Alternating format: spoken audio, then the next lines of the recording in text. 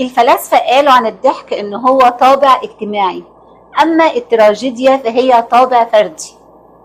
علماء الاجتماع قالوا إن الضحك هو أقرب وأسرع وسيلة للتواصل بين شخصين. الضحك بيخفي الآلام والأحزان. الضحك بيأخر إحساسك بالشيخوخة.